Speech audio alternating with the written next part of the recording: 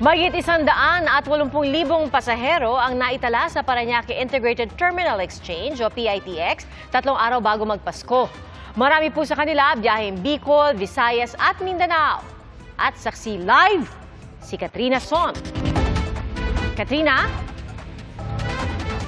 Pia, tuloy-tuloy pa rin ngayong gabi ang pagdating ng mga pasaherong nagsisiuwian sa kanilang mga probinsya dito sa PITX. Pagpasok sa PITX kanina, mahabang pila na ng mga pasahero ang kupungan. Mahaba din ang pila sa security check at sa bilihan ng tiket. Hindi naman daw ito alintana ng mga pasahero. Ang mahalagaan nila, makauwi sila sa probinsya. Ang 19 na taong gulang na si Carl Celon, namatayan ng ina ngayong taon. At matapos ang halos 16 na taon, muli silang magkikita ng kanyang ama. Kaya naman napakahalaga raw ng Paskong ito para sa kanya. First time ko po makakabanding yung papa ko po ng Pasko po. Since bata po kasi ako, ngayon ko lang siya nakasama po ulit. So ngayon po, nagkaroon kami ng conversation, then this coming Christmas po, doon po ako sa kanya mag-celebrate.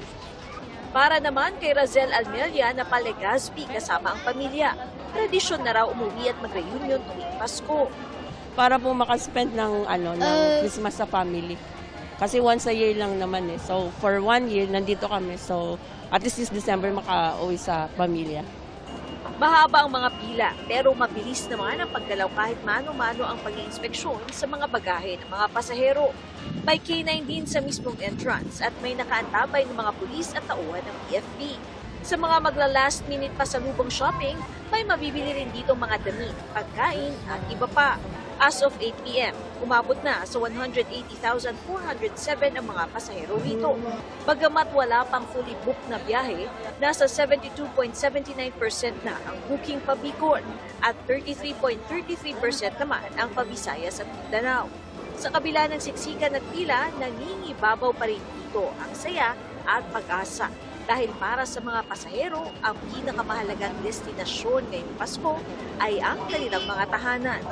Yung magkakasama kaming mga pamilya, lalong-lalo na ngayon sa darating na Pasko, ay sana nandun kami lahat para sa salo-salong pagkain at para makapiling ang mga magulang. Siyempre minsan lang magkikita.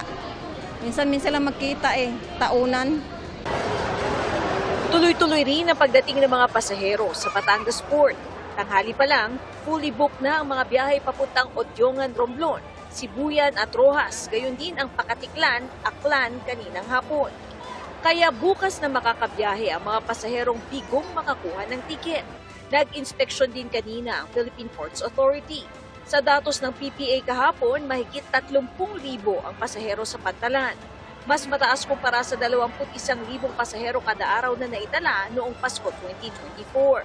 Hanggang sa ngayon, pinagpupush pa natin na sana 100% na yung online ticketing ng mga shipping lines natin. At nakita natin na kahit na mag-online ticketing tayo, kahit gaano karaming ticket ang ibenta mo, kung kulang ang barko mo, talagang problema pa rin. Pag magpapilot lang ng mga pasahero. Mahigpit din ang seguridad sa Pantalan. Bawal ang baril, patalim, mga paputok at iba pang bagay na madaling magliyab. Dagdag pahirap naman sa mga biyaheng Bicol at Visayas ang traffic sa Andaya Highway sa Ragay, Camarines Sur. Ilang sasakyan ang nasiraan dahil sa di magandang kondisyon ng highway. Inaasahang titindi pa ang traffic bukas. Sa NLEX, nakaranas din ng pagbigat ng trapiko ang mga motorista sa gawing Smart Connect northbound hanggang May Kawayan, Bulacan. Sa southbound traffic mula Bukawe Barrier hanggang Valenzuela kaninang alas 11 ng umaga hanggang pasado alas 2 ng hapon.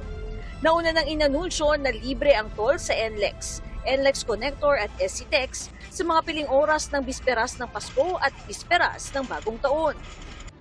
Ipatutupad din ang libreng toll sa SLEX, NAIA Expressway, Skyway, Star Tollway at TIPLEX.